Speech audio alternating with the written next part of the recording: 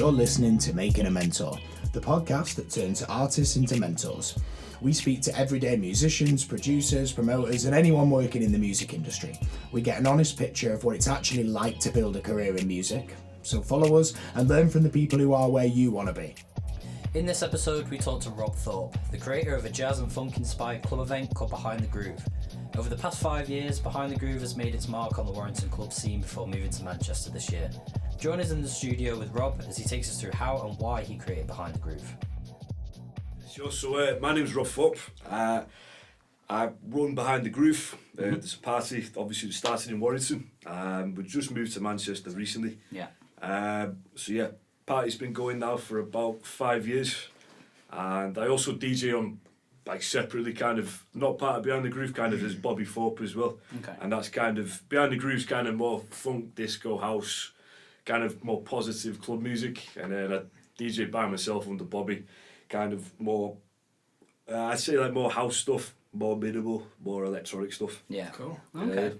Do you play any of your stuff that you make at other events, or do you play that Behind the Groove? Are they two separate things for you? I'd say like they're two separate things. So Yeah. with the Bobby Thorpe stuff, I do kind of that's kind of the more underground house. But Behind the Groove, it's kind of got its own sound on, Yeah. and it's more like positive kind of club, like a kind of positive, optimistic sounds in the clubbing environment instead of like the moody sound. Yeah. Which is Just interesting because you've said that like a couple of times. Is that something that you think about when you're talking about your event? Is that you want it to be more positive than maybe other events you've been to? Where is that involved in why you made it?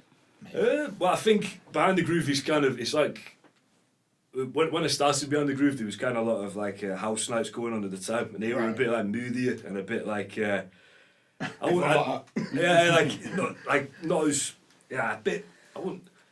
say like the vibe would be a bit moody sometimes, so I think Behind the Groove is kind of like an alternative kind of response to kind of those types of nights that were happening in Warrington at the time. Mm-hmm. So it is a lot more upbeat, bit more vibrant, bit more colourful. You know, the branding itself, it's all yellow, it's all bright in your face. Yeah. So I think that was kind of I guess the night itself is a pretty positive night. Yeah, definitely.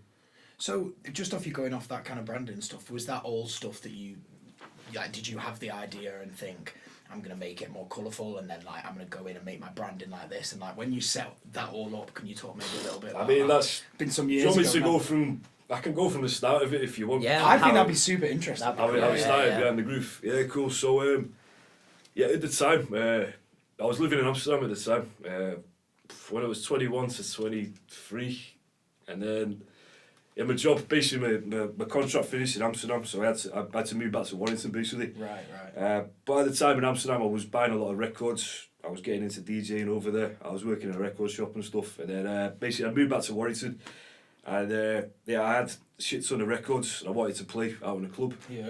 But fortunately, I didn't have much DJ experience at the time, so I went to a bar and I said, "Oh, can I DJ? You know the auction rooms in Warrington Town? Yeah. The auction. It used to be a strip club. Yeah. Is that why you were playing in it? No, it's now it's apartments, but it's so basically I went to the auction rooms. I said, "Oh, can I DJ?" And he said, "No, you don't. You're not going to bring any people down. Like you're just a nobody, basically." And I was like, "Fair enough." So I kind of thought I'll just put on a night, and just to get a gig basically. Yeah. So I was speaking to my dad about it, and my dad actually made up the name. So he said, "Oh, Behind the Groove's a good name for a night." Oh, that's one. I was like, "Oh, nice one, Dad." I love that. I love that. And then we did our first night after that, and then that's how the gig started basically for Behind the Groove. And in regards to the branding, I mean, I'm not a graphic designer, but at the time I was using like this app called Canva. You probably We've been tinkering with it for It's basically, if you don't know how to do graphic design, you use that basically. Yeah. I just kind of put some logos together. I wanted it to be quite bold. I wanted it to be quite colourful. But I wanted to have a bit of like a punk edge to it as well, a bit like kind of in your face. So that's how it all came together really. Branding wise. No way. And it's also kind of, I guess it's a bit of a nod to like the hacienda, you know, like. I was thinking. Like the yellow and black, you know. And that is also like a northern influence as well. It came out of the northwest. That's it, mate. I think Behind the Groove is definitely like a northwest night. it's not like we don't try and be like a southern party. It's definitely got a northern edge. Because obviously you've got Northern Soul as well influenced this That's area, it, and man. that all came out of that kind of, not the same thing, but out of that kind of like getting records that other people weren't listening in the States and just mixing them up and making events out of it. Yeah, man. It's, I guess, I mean, Northwest does have a good heritage of like clubbing and stuff. So I think, I think we've definitely got that like, that Northwest kind of oomph to it as well. I think that's exciting, man. Yeah. So maybe wonder if we could talk a little bit about your literal first event that you ever put on. My first event, So like, because I imagine you've probably learned a lot since then, and if you went back to that now, you'd probably do it differently. So what 100%. What did you learn from that, the first one? Well, the very first one, it was just me and my mates that got together and was DJing at it. Firstly, we did it vinyl only, which was quite interesting. Nice. That was like the first. And it's quite stupid because at the time, like I only started. I was only mixing for a bit, probably about like a year or so. I was practicing. So to do like an all vinyl night, the only reason we did all vinyl as well because we didn't have turntable, so we didn't have CDJs. Right. So so me and my mates, we got together, did it was like a vinyl only thing, and it went pretty good, for a first party. It was a good atmosphere. Was it? It was the Auction Rooms in town. Oh, of course, But I said there was about like 50 people there. The majority of it was just mates up because. Yeah. Did you make any profit? I did be fuck, mate. No. The glory of the first event. Well, I mean, no, we didn't make. Were you not really interested? I wasn't. I didn't really care about the money at the time. I was just happy to kind of get a gig. 100%, man. Yeah. But I mean, for the first few parties were really good because we kind of it was just a laugh, and we just had all our mates together. Got a bit of notoriety in the town, and then it just kind of picked up from there. Yeah. Okay. And if you were to go back to that first gig, would there be what would be like 3 things that you would go and change about the way that you set that all up? I hate to say this, but they went pretty good for first I hate to say it, that's great. Honestly, I mean, like we didn't charge on the door; we did it free entry. So, okay. That comes at a cost because we set a price with the bar manager of like, oh, you pay us this much, but we'll do it for free. Yeah. But then if you got like 100 people turning up, and then you could have charged the $5 on the door, you've like lost a bit of money there. But the whole Behind the Groove's been a free party for a long time. And we kind of made it work for now. In Warrington it was a free party. Given like the location and stuff. But I'm trying to think what else would I have done differently. I would have had CDJs. I would have brought CDJs as well. Yeah. Doing vinyl's great, but it's got its limitations. I guess it restricts who you can bring into the event as well. That's it as well. There's not every DJ can use vinyl as well. So nowadays, I'm a bit of a snobby. Like I think you should be able to use vinyl as well. Traditional way. Yeah. But like a lot of new guys now, they don't even buy records, which is fine. Do what you want to do. But I would have had the CDJs as well, and I would have invested actually a bit in the lighting as well because I think because it was in a bar, it was quite like limited lighting. I think throughout the years, I think like just lights in a club night. It's probably the same with a gig as well, mate. It just changed everything. I can get that. I think it changes the atmosphere definitely. Even like strobes, smoke machine. It sounds cheesy, but a smoke machine is like absolute game changer, man. Yeah, it's part of the event, 100%. It's interesting to think about that because I wouldn't have even thought that you would need to bring in your own lighting and things like that into events. I guess if you want to make a venue yours, well, it was a bar, so it wasn't like. And this is the thing with Warrington, so I guess any small town as well. These venues we've done parties at. We did it in the lounge. We did one in a brewery a while ago. Oh yeah. We've done one in Hideout Courtyard. At the time, that wasn't even a club. We made that a club. And then Auction Rooms, that bar wasn't really a club as well. So we kind of had to. You got to like adapt to the surroundings to make it like a clubbing environment. Oh, okay. I think the Hideout stuff. I think it kind of gave the bar like a bit of a vibe. Do you know what I mean? I feel like I only heard about and started going to that bar with people after that first event. Do you know what I mean? Did you have an interesting relationship with them? Did you know anyone there, or did you just contact them and say we'd love to put the event on here? Well, at the time it was called Hernando's Hideaway. And, one of my mates, Naomi, one of the girls at DJs with Behind the Groove. Used to work at Nando's with Naomi. She used to work at Nando's with me. Naomi. So, Gorillas. she did a birthday party at Hernando's Hideaway in the courtyard and just like hired the fucking sound system. Oh, and just thought So she turned it into like a nightclub for a birthday, and then I was like, that's a good idea. That's a good idea.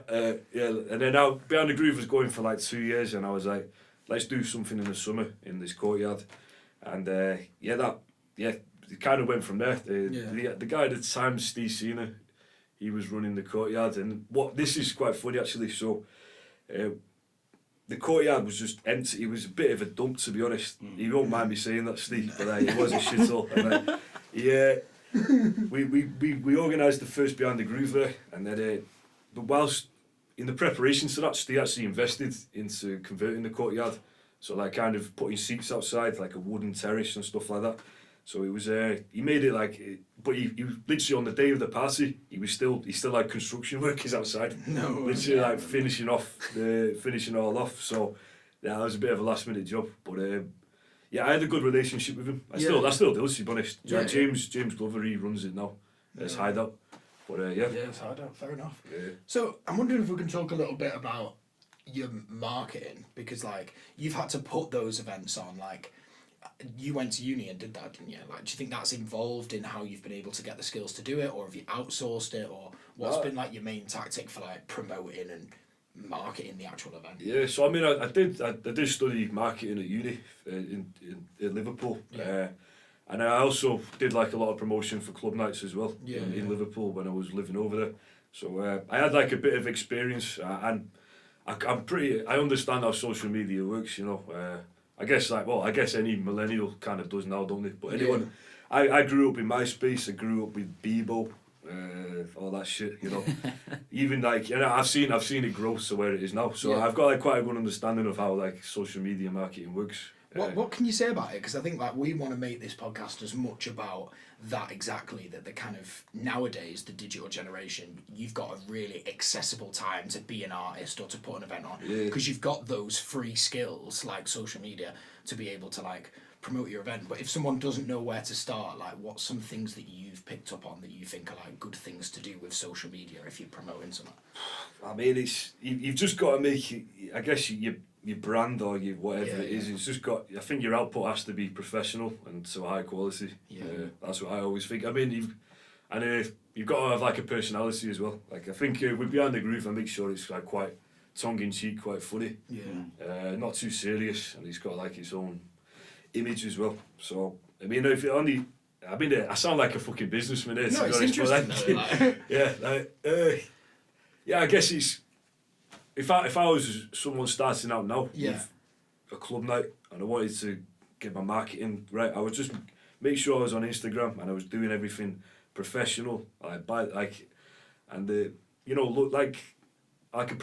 doing it, but making sure it like looks good and it's pristine and it's not like make it look like you know what you're doing, because there's a lot of promoters out there that some of the shit they do on social media. It's like. It's pretty poor, to be honest. Like I've seen a lot of like even things like tagging and stuff, like people don't know how to tag. People they should tag the venues. Like shit like that, and then it's like they don't know how to put comments on, or like they'll do all these things wrong. But like tagging a location, they don't do that. They'll put like random hashtags on and all that shit, and it don't mean anything. So That's good advice, man. That's good advice. I think we could go a bit more into Amsterdam.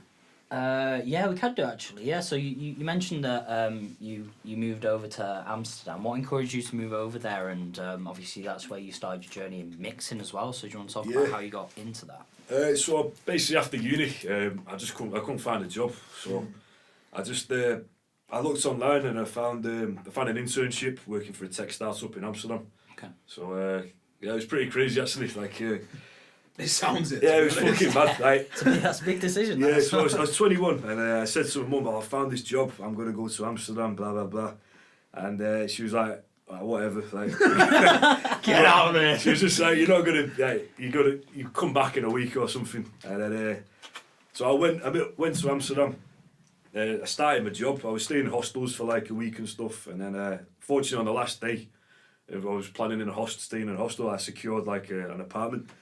like outside of the town. It was a dump, but like it was a place to stay in on an internship wage anyway. Did you move for the job or did you move? No, I moved for the job. Ah, okay. Yeah. So like, basically I secured the job and then I didn't have anywhere to live, so Right. I just stayed in hostels for a bit, and then but then after the internship, they offered me a full-time job. So, and then but yeah, Amsterdam. I don't know if you've been to Amsterdam before. I've been, Yeah. yeah. So like musically, for dance music especially, Oh, for me yeah. it's like one of the best cities in the world. I've been to some good events. Yeah, it's like so coming out of uni and then going to Amsterdam, it was just like a whole completely different world. Did you know anybody there, or did you just? Nah, mate, I didn't know 'Cause anyone. I think that's quite a specific thing. Like, not everyone can just go out and do that. I wonder if Yeah. that says a lot about your character and how you've managed to open the event. Do you know what I mean? Yeah, 'Cause, maybe. like, I mean, it wasn't easy for me, I can but imagine. luckily I made a lot of like where I worked. It was quite a lot of young people, so I made. So is friends that there. the tech startup, or is that the record? Sorry, that was the tech startup. Right. So then, when did you start working there? in the record store? Was that like for extra money? Then? That was an unpaid weekend job got and ya. weeknight job. Yeah. You just wanted to get a good look at the record. That's it, mate. So when I was in Amsterdam, I got quite. I was never involved in the scene. I was never like DJing, but I was definitely a fan of it, and I was always going to record stores. I was always going to the clubs. So always watch. You'd always see the DJs around the town as well, because it was such a cool seat, like cool. It's quite like a small city, Amsterdam, but. Yeah, all the I remember just bumping into these DJs that I admire now, like just going to the record shop and stuff. Oh, But yeah, so I was there for a bit, and I was there for like 2 years, and then in the second year I got the job in the record store as well. So the shop was called Zwart Goud. No. It was quite a funny location. It was like it's just like outside the red light district. Yeah. And that was, there was a guy called Ilke who ran that, this Turkish guy, he was a DJ as well. And then that was really good experience getting a job in a record shop. So, like you've got all the new records coming in, you're checking them all out. I also helped out with his marketing and stuff as well, which goes back to, I guess my degree as well. I even did some writing for his website and stuff. So, I mean, if this is about, mentoring and stuff, like even though I didn't get paid for that job, that gave me like invaluable, experience. I think that's important to touch on. Like, Yeah. what was there someone specifically that was like a mentor for you there? Or would you say it was more just actually surrounding yourself with what you were interested in that did? Yeah, it was definitely just being in the city. That was it was. I wouldn't say there was one specific person in Amsterdam, but in fact there was a record store called Rush Hour Records. That's like blown up massively now. Yeah. And then there was also a club night called Degmansel, which I was quite a big fan of. Don't know if you know the festival. That was my first festival I went Was to. it? Yeah. Deck So Mantle, like, so those guys like they were really climbing the ranks, like getting big on an international scale. Whilst I was living in Amsterdam, so I was kind of seeing like, and I think they're actually a big influence on Behind the Groove, the Deck Mantle parties. Oh really? Yeah. Okay. They were all like, I think they had like they were quite counterculture, and they're not like your generic club goers. They're kind of like they've got like a bit. For me, they had like a bit of an edge to them that I'd never saw in England, and maybe that's a Dutch thing. I don't know. Maybe, what is it? Because I think it's interesting you say it influenced influenced your event. Like, what was that about the event? Like you say, like counterculture. What do you mean? Like the fact that, because you talked about that kind of punk element of your event. Like, do you think you got that from them? I think like, well, in England, like the clubbing scene is quite like. Sometimes it can be a bit chavvy and a bit like Ibiza and stuff. Yeah, do you know I would what I'm agree saying? with Like, that 100%. Yeah, they say in Holland, I found I kind of saw something that I could connect to. It was a bit like alternative kind of night, but it was for the music heads as well. It wasn't cheesy. Yeah. It wasn't like there wasn't dudes in sleeve tattoos and all that nonsense you can get in England. It was like I don't know. It was just refreshing, and it was kind of something that I could feel part of in that. Yeah, that's sick, man. So did Deck Mantle do events before they did the festival? That's it, man. Yeah, so they were doing parties in Amsterdam for a while, and then they started a record label, and then they just grew into the festival that they're at now. Right, okay. And now I think they do like festivals in Croatia. They did some in Sao Paulo. Oh really? Okay. Yeah, They've done one in Croatia. yeah, they do. Dead Mantle selectors. So, and I think that I mean just by me telling you their story, there's an example of watching some like a promoter grow from nothing to like Yeah. So, Yeah. to get that. What do you think it was about them that made them do so well? Like, just out of interest, just with you knowing. I think more they about had that a kind of really world. unique identity with what they did. Like the branding was really unique. The music, they were proper music heads. You know, they treated it like an art form almost. Yeah. And I think like sometimes that can kind of not be taken seriously in dance music. You know, it's not seen as maybe as artistically credible to compare to like, I don't know, guitar music. Well, yeah. But then you get people like Daft Punk for me. And That's that it, just yeah, changes yeah, the exactly. image, you know, like- People like that. So I think, they definitely, for me, I think they're definitely a game changer for a lot of like young DJs as well. You know, like obviously, you know, Boiler Room, like Dead Mantle, like got their festival quite big off Boiler Room, and I think I'd say like the majority of DJs that started in the last 10 years probably watched some of the Boiler Room videos and were like, fucking hell, like that's the one that. Yeah. I wonder, you know, you interested in just thinking now back to like your event. Do you see yourself maybe growing in that way, like maybe doing a festival one day? Like, is that an ambition you have, or where do you see it going? Like, I don't know, mate. To be honest, I'm not going to be too optimistic. Well, no, I should be optimistic, but I think us moving to Manchester, and doing our first party the other month, the other week, that was like, it's almost like a fresh start for us, and I think that is a lot of. I mean, I'm just happy to just keep the party going in Manchester now and just see what happens. Yeah. But I'm not going to say that I want to like a music festival. I mean, I've got a full-time job, you know. Like, it's true. I've got priorities, you know. Yeah. But I'd like to see it get to like a level in Manchester that's like. I think it's got potential in Manchester. Yeah, 100%. I agree. Maybe we can talk about the move. Yeah, sure. Why move from? We talked a bit about that small town kind of fever, but why move to Manchester from like a personal perspective, but also from like a business event perspective? I think I can say this for the other guys that do Behind the Groovers as well. Like I think we just kind of we kind of peaked with everything we could do in Warrington. Like, there was only so much we could do. We tried to do the party. Well, we did a party in the brewery. Do you know Modern Day Monks Brewery in town?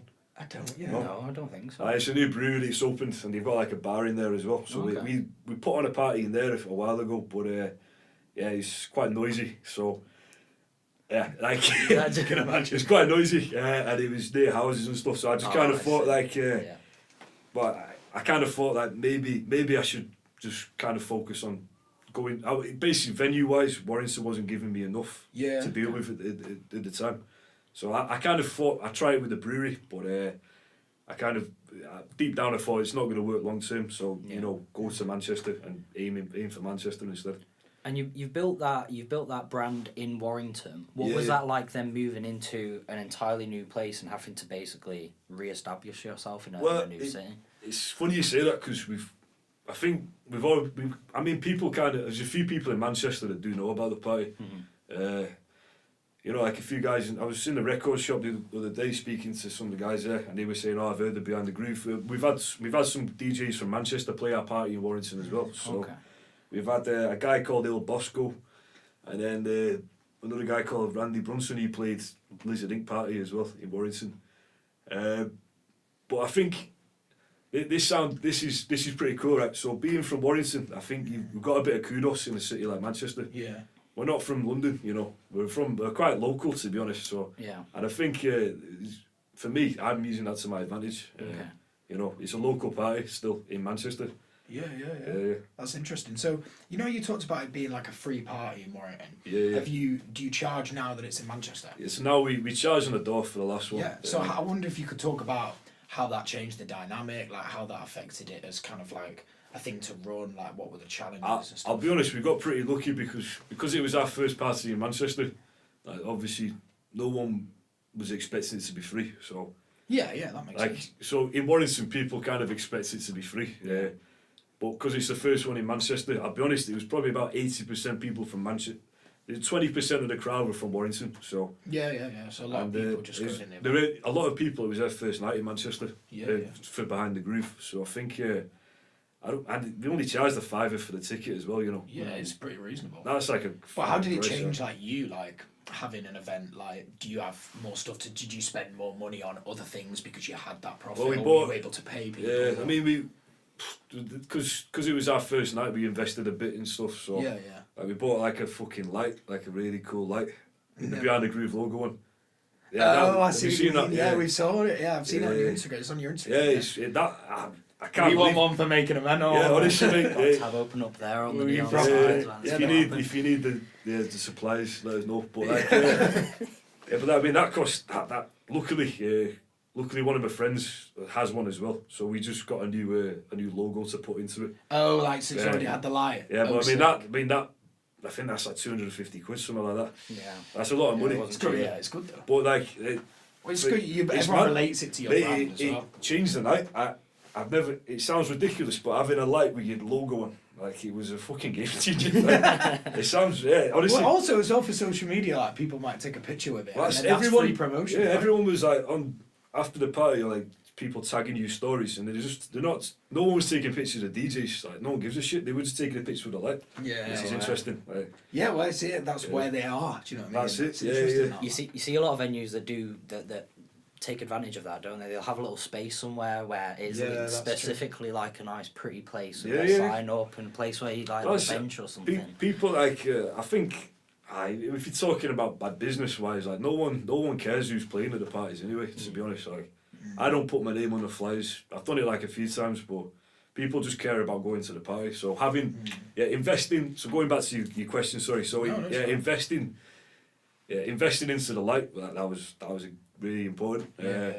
We also invested in a video as well to make for the advertisement. So we had like an animated poster. Sorry. So Oh yeah, was that for Oh, social nice. media? that was for social Oh, I media. remember seeing that. Was it with the stickman dancing? Yeah. guy? So that's cool, we've that. never had an animated poster before, and I think it's a lot better having an animated. Yeah, It's something to think about if you're ever doing gigs and stuff. Yeah, Because definitely. I think this sounds, I think I'll go from an algorithmic perspective. Yeah. I think a video gets more traction than a Yeah. like So what an do you do? image. Do you or post like- it on all your socials? Do you do any ads or anything? How do you run it? Do you just go word of mouth? Because that works. So well I for do, brands. yeah. I mean, I've got the Behind the Groove Instagram account. And that's like it's not even got that many followers, but I do most of the promo from that, and then I do some from mine, and then all the other DJs that are playing, I just tell They'll all them to promote their own stuff. but like, we don't overdo it. We just kind of keep it simple.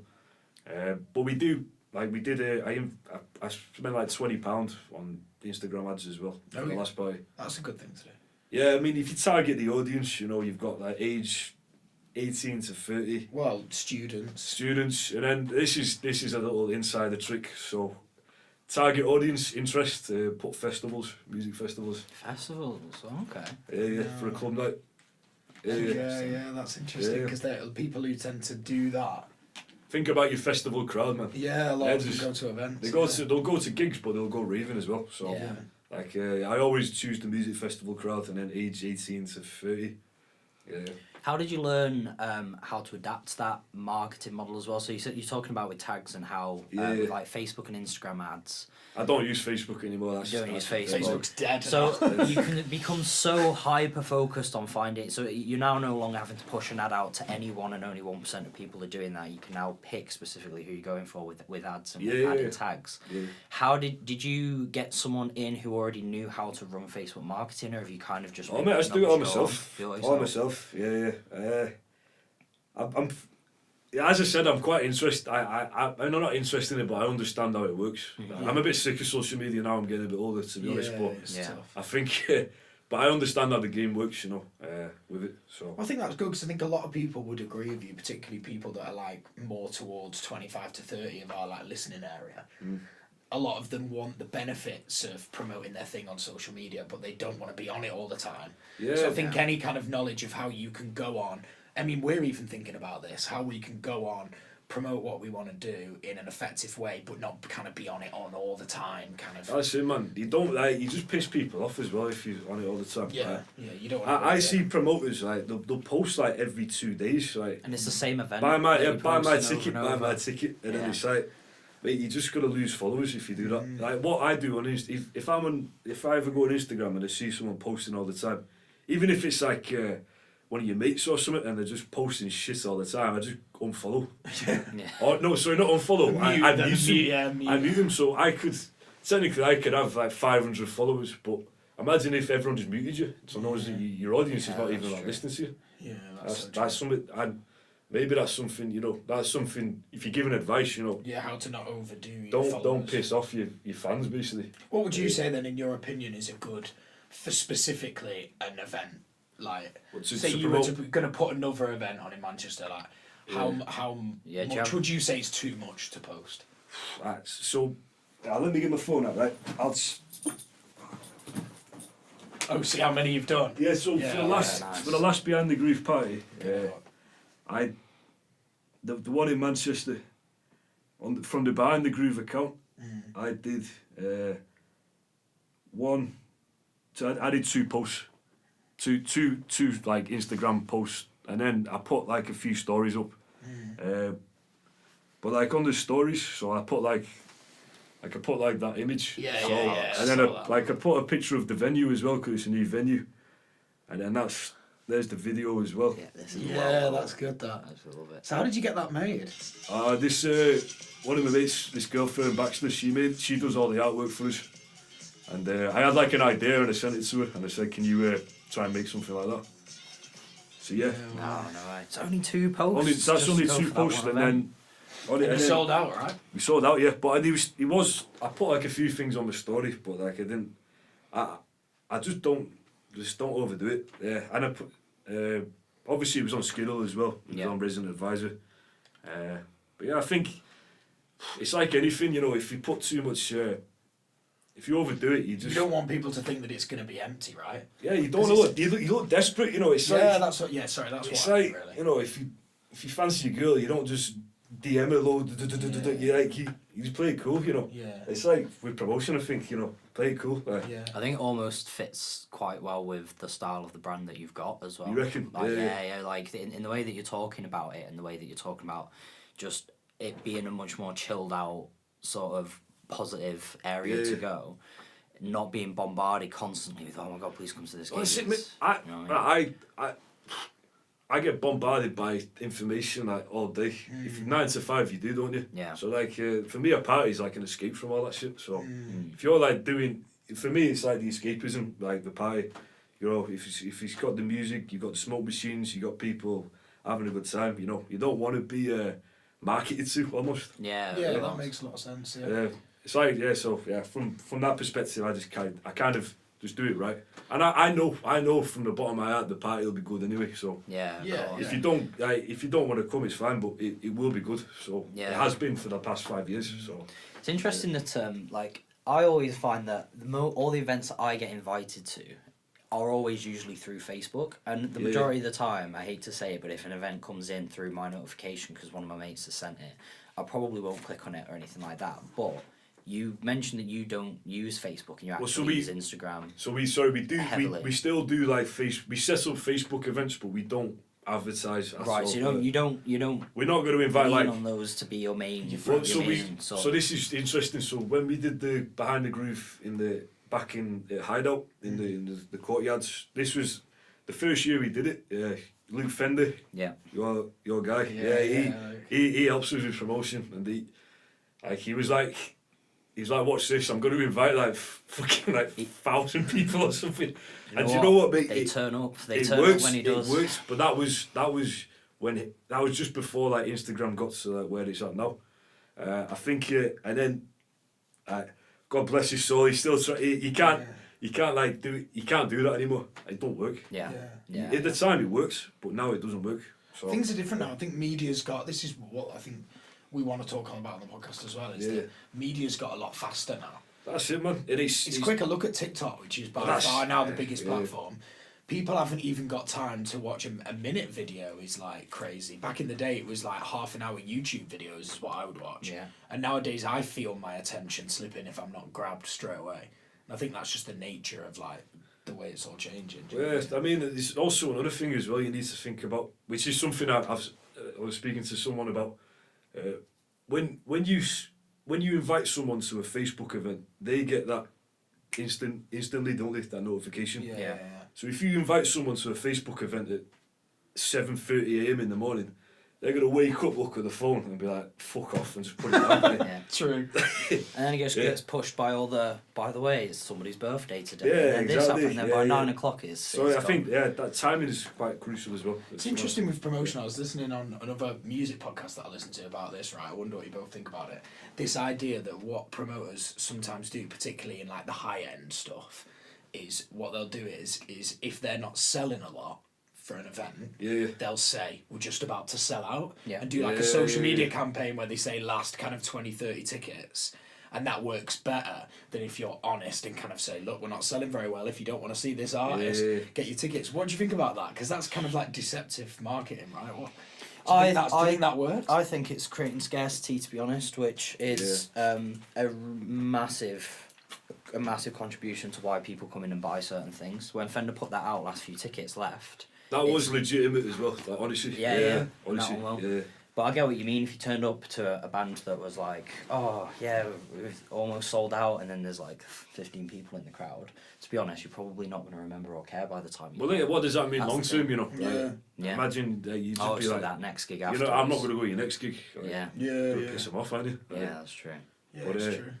But I think, so I see this other thing as well. So in club nights, I don't know if it's the same with gigs, but there's like early bird tickets and then like main tickets, and there's like fucking like 10 tiers of tickets, and like this is like going back to the thing about like I don't want to feel like I'm part of like some business operation, you know. I just for the last Behind the Groove, I just did one ticket and that was it. But I've seen promoters saying so what they do is they say they've sold out of the first ticket. Yeah. And like, what message that's just confusing your audience. Like, not everybody knows what an early bird ticket is as well, you know. Not everyone knows what all these tiers are, you know. Yeah. And it's like promoters are like, they're like, oh yeah, we sold out of our first batch of tickets. Mate, that's like 10 tickets, you know. Yeah. Like, get over yourself, eh? Yeah. It puts me off sometimes though. If I come in and I'm on that 30, so if like my mates bought tickets to an event and they're like, oh yeah, just grab yourself a ticket, and I see that I'm on third release and it was a tenner cheaper like last week. Yeah. I almost feel like, oh well, am I getting had off buying this ticket now, or you know why did everybody else got that cheaper? Again, it's. I think for such a small scale of like Behind the Groove is still quite a small pie. I think like just having that one ticket prices. I've seen like parties in Warrington do all that ticket stuff, and it's like it's not worth it, man. Just that admin hassle. It's interesting as well because like what we were saying before, it's like it speaks for itself. Do you know what I mean? Like you promote it a couple of times. The event is the event. People come to the event. They take a picture with the branding, and they want to go again. Yeah. Rather than you get these other churned events where people end up like going to them just because it's where everyone's going and they're being there's this on a Thursday. Like just speaking from a student in Manchester, you know, I was dragged to a lot of events just because everyone else was going and they were £4. That was what you're doing. Do you know what I mean? Like that's what like, and I think it's interesting when you take to think about how, if you wanted to be a promoter or if you're not a promoter but you have to promote your own thing for yourself, to think about that kind of bar of like how much you're actually just letting what you do speak for itself and how much you're kind of relentlessly pushing it. But it takes, you know, you can't just let. It takes a while to have that confidence to kind of let it speak for yourself. You know, on your first night you probably can't do that. But you just I think because we've been going for a while now and like we've got a bit of experience under our belts, we can kind of have that self confidence almost. Yeah. What do you think that experience has taught you? Because you've got like a fair few years of experience of running that event and promoting it. Like, what do you think are the main things that you've learned? You know, self-taught yourself by just going out and trying it and doing it. I mean, do you mean that from a DJ perspective or like? I think from both, like from the perspective of a DJ, but also from the perspective of like someone who's putting on an event. You know, I've never put one on. So if I wanted to do that, you know, you've got years of experience of doing it in your own way. You're not fit into a formula of what everyone else is doing. You're doing it your own way. So I feel like that teaches you more hands-on what your opinion is on how to run an event, and that's what I'm interested in finding out from you, I suppose. I mean, like, just do it for the love, you know. That's the main thing. You know, if you're starting this party in a small town, just do it for the laugh with your mates, right? That's what Behind the Groove was, and like, if I started Behind the Groove as like this, like, this business to take over the promotion scene, it's not about that, you know. Clubbing's it's an escape, and I think having that mindset, you know, is when you're starting off, that's the most important thing. Like, try not to overthink it, you know. And you might not even be the best DJ. You just need to just have get together with your mates, you know, and just have a good time. Yeah. I think if you're in a small town as well, yeah, use that to your advantage, you know. I think that's interesting because one of the questions we've got here is like, what is your motivator? Because we've kind of said that it must take a lot, you know. It's kind of must be a bit like your baby in a way. You've made it for ages. Yeah, definitely. You've put a lot of time into it, and you're not. As you said, you know, you've got a full-time job. You're not kind of making a living on it yet. No. So what would you say is your main motivator? You've kind of said that you're not motivated by money. Do you think? I mean, don't get me wrong. Obviously, it's good to earn money, and I don't make hardly any money from it, to be honest. So I think I love DJing, and I do really enjoy DJing. It's almost like an escape for me, you know. Yeah. Like you work 9 to 5, and then you get to play to like hundreds of people. For me, that's a buzz. Yeah. Also, having your friends. Like I've made friends for life, you know, doing these parties. You know, like I don't even all your lot. I didn't even know you guys before those parties. Yeah. So I think that motivation wise, I think just it is quite fulfilling. I do find doing it. That's the impression I'm getting. Like, you know, to have a 9 to 5 and have something that you've built that you just get to go and do and play to people. That's motivation enough, really, isn't it? Yeah, and I mean, like you do. Obviously, it's nice to get paid, and the way things are going now, you do need 2 income streams. You know, would you be wanting to have it as your main job one day if you could? I'm not. No comment. I think having you know, I mean you're both musicians. So like, I think music is also a very good second income stream as well. I think you know, it's your passion, but if you can get a bit of side money for it as well, that's like perfect. You know, I think I was speaking to someone about this the other day, and he said like you know, like almost the way economically the way things are going now, you almost like need 2 jobs. Yeah. You can't just have your one job. You can't just have multiple. And like, well, if you want to like, you know, earn, and like living in Manchester, you know, it's not cheap, so you've got to like have a bit of So I guess the money is nice. The money is like a nice extra, but I do it for the passion basically. Yeah. Do you think you'd have been able to achieve what you'd have achieved with it if you were doing it for the money? No way, mate. Do you not think? No, man, no. I think you can see it straight. You can tell when the promoter's doing it for the money. You can tell when the DJ's doing it for the money. Yeah. It just doesn't shine through. You can see it. Yeah, I respect that, man. I think that's super interesting. So I think the last thing that I would find super interesting is you've kind of spoke a little bit about in Amsterdam, but you know, we're called Making a Mentor. We want people who are aspiring to do anything similar to what you've done in the music industry for you to be basically a mentor for them by today. Who would you say has been a good mentor for you through all this, whether it's YouTube or a parent or someone that you met in Amsterdam that kind of just give you like, I don't know, was just a mentor for you along the way? I hate to say it, but Steve, do you know Steve did he? The records store in Warrington. He's been a pretty good mentor for me. Like, in what way? Like what? Well, like you mean, so when I remember when I came back from Amsterdam, I went to his shop to sell a few records. I didn't know him at the time. Like I knew of him, but he kind of like took us under his wing, and not just me, like a lot of other younger DJs in Warrington. And you know, he's always like recommending good records to you. He's always telling you how to, you know, get better at mixing, because obviously he's vinyl only, so he's pretty stubborn on that. He's pretty old school as well, so he'll be honest to you, you know. Yeah, I suppose that's you coming from that. You getting into it in Amsterdam. I imagine there's quite an old school. Well, that's I mean, that's another. When I was in Amsterdam, mate, they were fucking ruthless. Like in the record shop, like they wouldn't even let you mix. Like they used to do parties in the record store. No. And I said like, oh, let me DJ, and they were like, no, you're not good enough. Like, really? He just said that. And I was like, truth sometimes. And I was like, wow, like you're right. Like I'm not good enough. And the talent they were fucking great. The talent in Amsterdam, mate, was like, I think in England we can be very like, oh, go on then. Like, even if you shit, like, go on, Yeah, do it. yeah. But like over there, it was like, nah, you're not fucking Representing doing the it. store in that way. Yeah, you're not embarrassing me in my shop, you know. Yeah, and yeah. so I remember, they used to do a lot of parties, and I used to go to the parties, and then I used to be a bit like disappointed, like, oh, why is he not wanting me to play? You know, the ilk of the owner. But now I know why, because he had a reputation for upholding it in quite a influential city, Yeah, you know. and competitive as well. He was super competitive, mate. Like the quality of the DJs was that good. Like it was like very high tier, very very high tier. It's best to learn from though, I guess. That's it, man. You know, like if you're surrounded by the best. I think I've got a bit of that attitude still in me. You know, like that. What I picked up over in Amsterdam, especially like a lot of the people I worked with in my job as well. Like they were pretty interesting people. You know, Dutch people just kind of get to the point. So Yeah, that's what you need though, isn't it? You can't have people like gassing you up for no reason. You need to, that's you true. need to- Well, I think in the DJ scene now, there's a lot of DJs that aren't even that good that are getting gigs. And it's like, it's quite controversial to say, but like, it's true. Like, there's people out there that like, you know, or they've got a good social media following. Yeah. Get a booking, but for me, it's all about. For me, it's just all about the quality and if you're a good DJ or not. Yeah.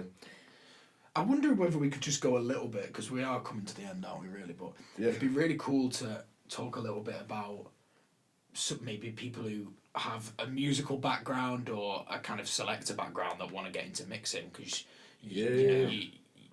what would you maybe recommend to them as things that you did in the early stages, or even stuff that you didn't do that you wish you did? Yeah, man. So I mean, I actually started digging, like, collecting dance music. Well, I say Before you collecting. started mixing. Yeah, like, so. I'm imagining you like Jay Dilla in Detroit, like, Mate, rooting through like. It was me on a fucking laptop in my student halls, just on YouTube, mate. So I've got like a playlist on YouTube with like 1,000 house records. Like, and these are all tunes that I were digging for before I even started DJing. So, I mean, the advice I give to DJs is just focus on the music you gotta play, the selections of your tunes. Yeah. I think.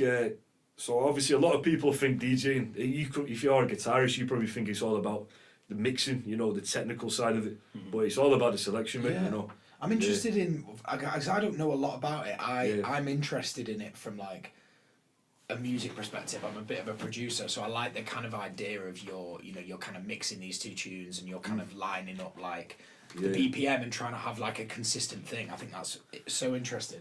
But I don't understand like the logistics of when you hear like two particular tracks, what is it in your brain that kind of thinks, oh, I know what it is, I'm going to cut the bass on that one and I'm going to drop it in at that. Like, what's that kind of thinking like that's going on? I don't know, mate.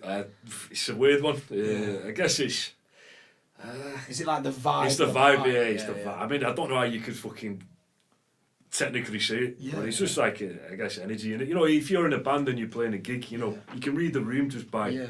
And when you DJ, so do you have certain tunes that you do when kind of everyone's backing down, and then certain to kind of bring the energy up, like? Yeah, definitely. Yeah. I mean, that's like a whole other podcast. That, to be honest, mate. That's what I mean. It's like, I find it super interesting. Maybe we will have to do that on the podcast one day. Yeah, I am because I am clueless. Because I think there's a lot of like. There's a lot. I don't know what to call it. Like maybe even social skills with how you're conducting a crowd. I think it's like its own skill. Well, it's, you know, a gig aside from mixing, maybe. Yeah, because you have to understand that when people go to a club night, they're not going to watch the DJ. They're going to the club night, really. Yeah. So like they're not like their attention isn't focused on looking at someone on the stage for 5 hours. No, they're going to be chatting to the mates. They're going to be outside having a smoke. You know, they're out and about throughout the night. So the social side of it, you're conducting someone's night out, basically. I mean. Sometimes it's easier than others, and sometimes if you've not got the crowd as well, let's say if people go behind the groove, they kind of know what to expect. But if I'm DJing in a bar and no one knows who the fuck I am, I've got to win them over straight away. Yeah, that's true. That's true. Like, yeah. But it's definitely like, just a feeling, you know. Yeah, that makes sense, man. So it doesn't make any you can't like write it down, and you couldn't explain that to someone though. Like, I think that's why I find it so interesting on a piece of paper. Because it's that energy. Because I've been with it like when I've been events and I feel like it's been good. I feel like you have like verbal recognition almost from the crowd. Sometimes somebody will kind of like bring in the bass part of a song, and everyone kind of has a. And it's like a mutual acceptance. When I hear people whistling, doing the whistling sound and the music, that's like, for me, that's like, right, The people are with me kind of people thing. I've got So you focusing on you respond now and with not- something else. well, they're wider digging the event. vibe. They're digging the Yeah. vibe, you know, like, and it's obviously people whistling, people, you know, this, I've got like videos from the last party where you can just hear people screaming and like, Yeah. and I remember when I was DJing and like, there was just smoke everywhere. I couldn't even see the crowd, but you can just hear the noises, pick up the vibe, and you know you're in the, you know, Yeah, you're in that spot. Yeah, you're in that spot, man. You know you're behind the groove. Behind the groove, yeah. Come on! Oh, You can't be that right. I might have to cut that one. I keep that, mate. Yeah, it's good that. Right. Yeah. So I suppose, we're wrapping it up. Thanks for coming on. I think a good thing to end on, we want this podcast to kind of be as open as possible. Is there anything that you would do differently and that you maybe regret from your entire time of building it up? Like, is there anything that you want to change going forward? Like, and then what's the future plans for it that you've got? I think stay like in Manchester and yeah, I think like we're talking. Yes, given the subjects, I'll go a bit businessy, but I've definitely been underpaid for some parties. Yeah, like, okay. heavily underpaid. So would you say you should is that something you do I think now? Ask for more maybe. As I say that, I was just so happy and passionate to put on the parties. I didn't really, and then I did some parties with some very good turnouts. The bar made fucking loads of money. Yeah. And compare that to what I earned, it was pennies. You know, and they're the real winners of the night are the bar owners. I'm madly underpaid for some of those parties. But the advice I would give is, I know your value. Obviously don't be a dick about it. Don't overcharge. But it's just basic economics. If you're bringing in so many people to a venue, you deserve to be paid so much, because we were bringing the people there as well. Yeah, of course. Yeah, I mean, people no one's going to go to an event and have one drink from the bar. Everyone's going to have 3, 4, 5 drinks. And a club night, it's not like a band's on for like an hour max. Yeah, Club night's on 1, 2, 3. we do, we've done like 10-hour parties before, so from a bar perspective, they're making, they're cashing in. So, yeah.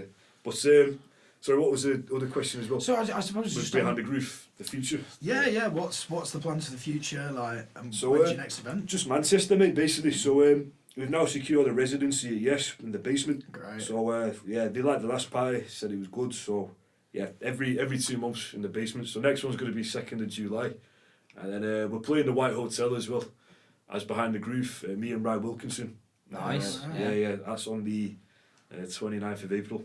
So yeah, just focusing on Manchester, mate. Try and maybe try and play in some bars or something. Maybe do some more chilled out stuff as opposed to just the heavy clubby stuff. Yeah, but just Manchester.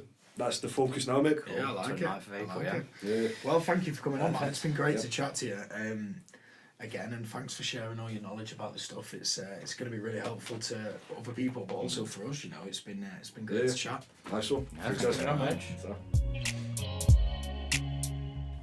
Thanks for tuning in to Making a Mentor. Follow Behind the Groove on Instagram at Behind the Groove and look out for their upcoming events.